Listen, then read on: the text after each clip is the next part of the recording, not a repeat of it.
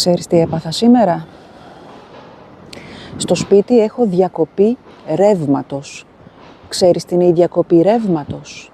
Κόβεται το ρεύμα. Δεν έχεις ρεύμα για να κάνεις το παραμικρό. Ούτε να μαγειρέψεις, ούτε να κάνεις ντους, ούτε να βάλεις πλυντήριο, ούτε να έχεις υπολογιστή για να δουλέψεις, ούτε ίντερνετ. Μάλιστα το πρωί είχα ένα διαδικτυακό μάθημα. Αναγκάστηκα να το ακυρώσω. Αυτά είναι τα προβλήματα στην εξοχή. Είναι όλη η περιοχή αυτή τη στιγμή χωρίς ρεύμα από τις 11.30 το πρωί και είναι 4 το απόγευμα. Και ήρθα να πιω ένα καφέ εδώ. Βλέπεις και μια σκηνή από μέσα που δεν μπορούσα και πολύ να πάρω, για να φορτίσω το κινητό μου.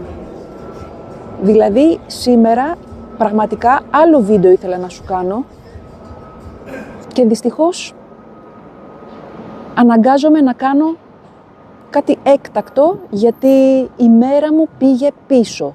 Την ξέρεις αυτή την έκφραση? Η μέρα μου πήγε πίσω. Βέβαια, επειδή σου έχω πει ότι εδώ θα κάνεις ελληνικά με βιωματικό και φυσικό τρόπο, είναι καλό που καμιά φορά με διάφορα έκτακτα της ζωής που συμβαίνουν εδώ στην Ελλάδα και που συμβαίνουν στην καθημερινότητά μου, να σου λέω κάποια πράγματα να μαθαίνεις, όπως η διακοπή ρεύματος, το οποίο δυστυχώς αυτή η διακοπή είναι συχνό φαινόμενο σε αυτό το λόφο που μένω, γιατί έχουν παλιό δίκτυο προβληματικό και όλο προβλήματα.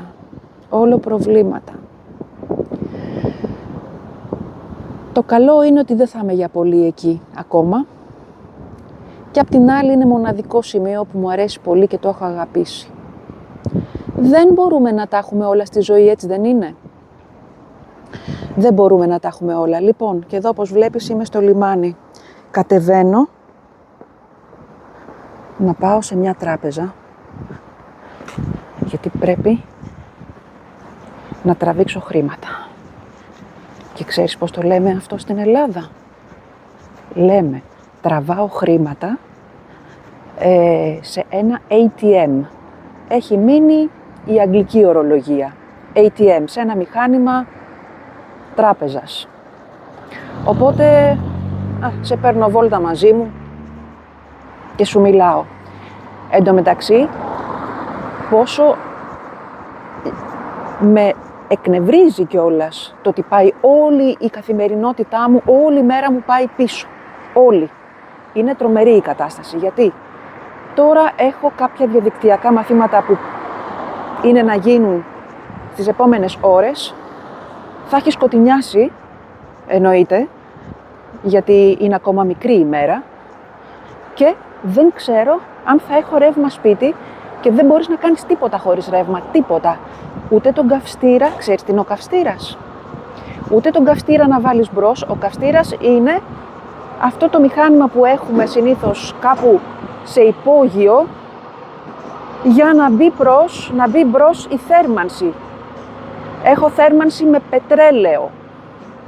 Για να βάλω μπρος λοιπόν τη θέρμανση, για να μπει μπρος, πρέπει να λειτουργήσει ο καυστήρας. Ο καυστήρας όμως θέλει ρεύμα. Και για να λειτουργήσει με ρεύμα ο καυστήρας, πρέπει να λειτουργεί το δίκτυο. Δεν ξέρω τι θα γίνει, πραγματικά. Ευτυχώς που έχω κάποιον δικό μου άνθρωπο εδώ κοντά και εναλλακτικά μπορεί να πάω να μείνω σπίτι της. Ναι, άστα. Λοιπόν, έρχομαι εδώ λίγο στην τράπεζα, μισό λεπτό, ξεπαρκάρει κάποιος. Την πέρασα, θέλω την άλλη. Εδώ λίγο στην τράπεζα, για να δεις, εδώ είναι 2 τράπεζες, για να τραβήξω κάποια χρήματα να έχω πάνω μου, γιατί, ξέρω εγώ, μπορεί κάποια στιγμή να μην λειτουργούν ούτε οι κάρτες. Φοβερή κατάσταση. Ένα φιάσκο. Όλο προβλήματα. Αυτή είναι η ζωή. Ωραία η ζωή στην Ελλάδα. Δεν βαριόμαστε ποτέ. Εντάξει, δεν πειράζει. Καλά να είμαστε. Μακάρι να είναι αυτά τα προβλήματά μας. Μακάρι να είναι μόνο αυτά τα προβλήματά μας. Λοιπόν, και περιμένω να μου φέρουν και το αυτοκίνητό μου. Εντάξει, μια αναμπομπούλα σήμερα. Και θα αναπληρώσω αύριο το μάθημα που έχω χάσει σήμερα, που σημαίνει αύριο το πρόγραμμα θα είναι μία τρέλα. Πραγματικά συμβαίνουν αυτά, παιδιά. Για πες μου, θέλω να μου πεις στα σχόλια αν σου συμβαίνουν καμιά φορά. Σου συμβαίνει καμιά φορά να σου πάει όλο το πρόγραμμά σου πίσω, επειδή συμβαίνουν απρόοπτα. Απρόοπτα, ξέρεις τι σημαίνει? Απρόοπτο σημαίνει κάτι που δεν προβλεπόταν, δεν ήταν στο πρόγραμμα, αλλά έτυχε γιατί συμβαίνουν αναποδιές, προβλήματα που δεν είναι στο χέρι μας. Στο χέρι μας. Και μια μέρα θα σου κάνω ένα βίντεο που θα μιλάμε για το τι μπορούμε να έχουμε στον έλεγχό μας και τι όχι. Αλλά θα στο αφήσω για μια άλλη μέρα που θα δεις ότι θα είναι αρκετά ενδιαφέρον, γιατί θα ανακαλύψεις πόσα πράγματα δεν είναι στον έλεγχό σου, δεν είναι στο χέρι σου, λέμε. Δεν είναι στο χέρι μου, δεν είναι κάτι που εξαρτάται από σένα, αλλά από άλλους παράγοντες. Πολλά πράγματα δεν εξαρτώνται από μας. Ουσιαστικά λίγα πράγματα εξαρτώνται από μας. Περιμένω εδώ στο ATM γιατί έχει κίνηση.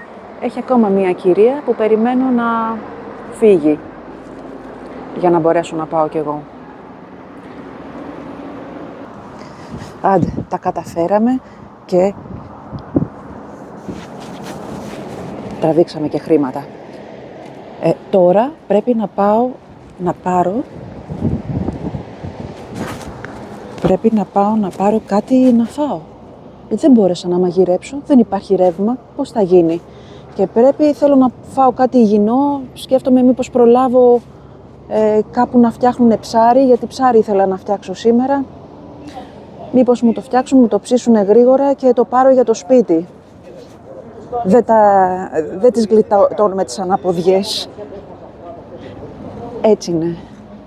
Οπότε να προλάβω να πάρω κάτι και ή θα το φάω έξω ή θα το πάρω σπίτι. Και απορώ κιόλας τι έχει γίνει.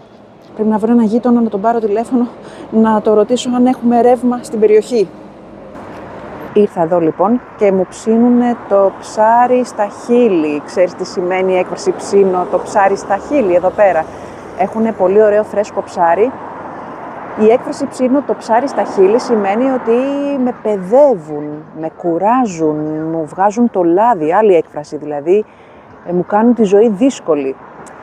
Όχι, δεν μου κάνουν εδώ τη ζωή δύσκολη. Σίγουρα η διακοπή ρεύματος μου την κάνει αρκετά. Τέλος πάντων, παρήγγειλα και μου ψήνουνε στα κάρβουνα ένα φαγκρί. Φαγκρί. Ξέρεις τι νόστιμο ψάρι που είναι? Είναι ακριβό βέβαια. Είχα πολύ καιρό να φάω και λέω, το είχε και λίγο προσφορά επειδή είναι το τελευταίο που του είχε μείνει. Άντε, θα το κάνω μια φορά. Πάλι του χρόνου θα ξαναφάω φαγκρί τουλάχιστον, σίγουρα. Έτσι πανάκριβα που είναι και τα ψάρια και όλα πλέον. Το φαγκρί λοιπόν είναι αυτό το ψάρι που βλέπεις εδώ. Είναι πάρα πολύ νόστιμο, κοκκινίζει, είναι πολύ υγιεινό και στα κάρβουνα είναι εξαιρετικό. Αν έχεις την ευκαιρία να το δοκιμάσεις οπωσδήποτε. Θα δεις, θα με θυμηθείς, είναι εξαιρετικό. Πήρα και τα λαχανικά μου από εδώ, βεβαίως. Και τα φρούτα μου και τα λαχανικά μου. Τυράκι που έχει φανταστικό, τυρί φέτα φοβερή. Φέτα βιτίνας, παιδιά, η καλύτερη. Όταν έρθεις Ελλάδα και πας να αγοράσεις φέτα, μην πας στο σούπερ μάρκετ. Στο σούπερ μάρκετ δεν έχουν φέτα βιτίνας. Ίσως κάποια, δεν ξέρω, ίσως κάποιο σούπερ μάρκετ, αλλά συνήθως σε ένα καλό τέτοιο μανάβικο μπακάλικο θα βρεις σίγουρα φέτα βιτίνας που είναι εξαιρετική, από τις πιο ωραίες φέτες. Και φαντάσου ότι εμένα η φέτα δεν είναι το αγαπημένο μου, το καλύτερό μου τυρί. Εδώ είμαστε σε κεντρική Λεωφόρο, παιδιά. Θα δούμε τώρα πώς έχει ηχογραφηθεί. Οπότε, ναι. Αυτά, παιδιά, για σήμερα. Ωραία, μου κάνουν σήμα ότι το ψάρι μου είναι έτοιμο. Παιδιά, ευτυχώς. Γύρισα σπίτι 5 η ώρα, 5 παρατέταρτο. Και φως δεν είχε. Ετοιμαζόμουν να πάρω τα πράγματά μου και να φύγω. Και να πάω σε μία καλή μου φίλη να μείνω εκεί. Αλλά όπως ετοιμαζόμουν, Ταρά! Οπότε, θα να γυρίσω κιόλας γιατί σκοτίνιασε και θέλει καλό φωτισμό για να με βλέπεις καλά. Και έτσι αυτή η διακοπή ρεύματος αποκαταστάθηκε. Αποκαταστήσανε την βλάβη. Αποκαταστώ, ξέρεις τι σημαίνει? Αποκαταστώ σημαίνει επιδιορθώνω κάτι, το διορθώνω για να επανέλθει στην αρχική του λειτουργία. Αποκατάσταση βλάβης. Και έτσι τέλος καλό, όλα καλά. Βέβαια, από τις 11.30 μέχρι τις 5.30 το απόγευμα. 11.30 το πρωί μιλάμε. Δεν το λες και μικρό διάστημα, Και σε αυτό το σημείο να πούμε ένα μεγάλο ευχαριστώ στον σπουδαίο Σέρβο εφευρέτη Νίκολα Τέσλα. Ήταν φυσικός ο οποίος έθεσε τις βάσεις για τη χρήση του εναλλασσόμενου ρεύματος. Και χάρη στον Τέσλα έχουμε σήμερα όλη αυτή την φοβερή εξέλιξη και ανάπτυξη της τεχνολογίας, γιατί χωρίς ρεύμα δεν γίνεται τίποτα.